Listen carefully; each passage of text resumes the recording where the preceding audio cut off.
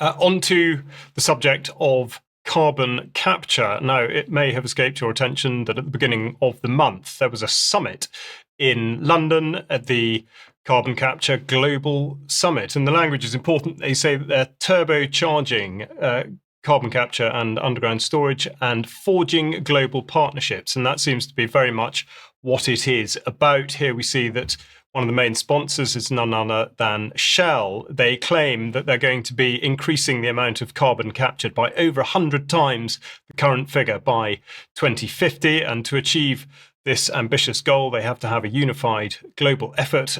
They transcend borders and the entire low-carbon supply chain and other such language. Now, this does appear to be all about appearance. The website is full of sort of lofty aims and promises and all the rest of it. And had you wanted to attend, you could have done so for the meagre sum of £3,440, and the gala dinner would have been an additional £400, but you would have seen the awards ceremony.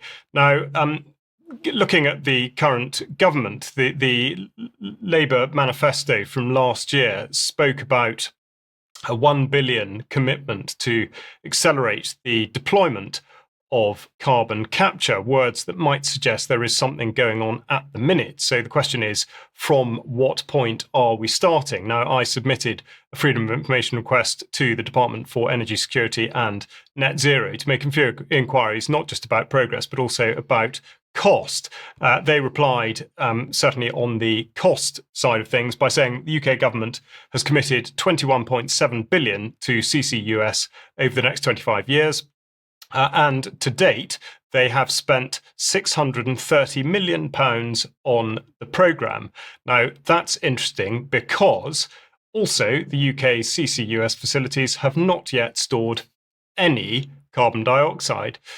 Now, that is staggering in its own right, I would say. But just to set it in context, I was just looking around various sort of government pledges this morning, and I see that the Ministry of Defence is crowing about a £250 million fund to boost local economies over 5 years. And yet here we are, not even putting carbon dioxide in the ground for 630 million. So that's just a sense of perspective. Now, also to qualify what it is we're talking about, we're going to look back to 2016, the Oil and Gas Authority, which presented their enhanced oil recovery strategy, an examination of methods of recovering crude oil. And one such was to use carbon dioxide, which becomes available from carbon capture and storage. And if that's confused you, then I should point out that this is actually the case. It was a technology proposed for reducing carbon dioxide, being suggested as a means for extracting so-called fossil fuels. So you might not be able to make it up, but the government did. I asked the department, as I referred to earlier in the FOI request, I asked how much carbon dioxide had been used for enhanced oil recovery, and was told that EOR is oil production and would not qualify. So they can't quite seem to make their minds up, but they can go on to say that the terms and conditions carrying out EOR would be in breach of the license. So one of many inconsistencies, some of which are covered by the fairly comprehensive and very damning report by the Public Accounts Committee. Now, it quotes the Department for Energy Security and Net Zero as saying that CCUS is essential for the UK to meet its net zero targets. Those are the words of the department, not the Public Accounts Committee. They do go on to say of the £22 billion commitment that a quarter of this financial support will come from the Exchequer, but 3/4 will come from levies on consumers who are already facing some of the highest energy bills in the world. And I think that's a very important point to make. Now, there's also every suggestion that none of this would ever be commissioned at all, because the storage permit will only be issued when the North Sea Transition Authority are confident that there will be no significant risk of leakage of CO2 or of harm to the environment and human health from the CO2 storage activity.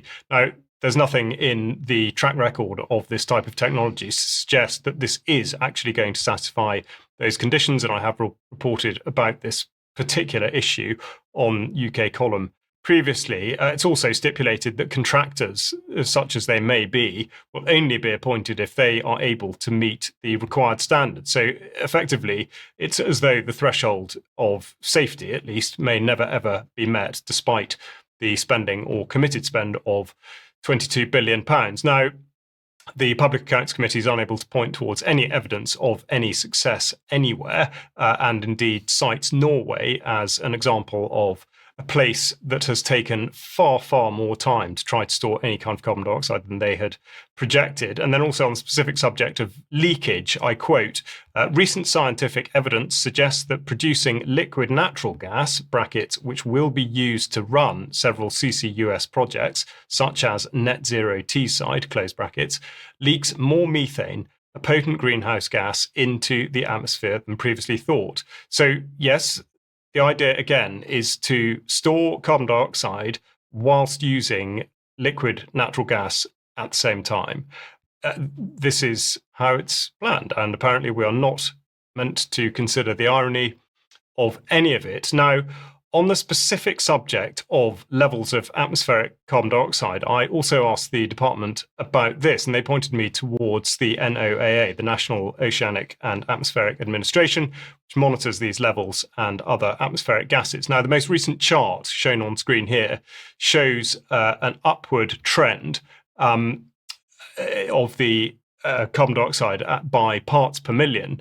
Now, this is going back to 1975, and the detail is hard to see. So I'll just fast forward to the last 5 years.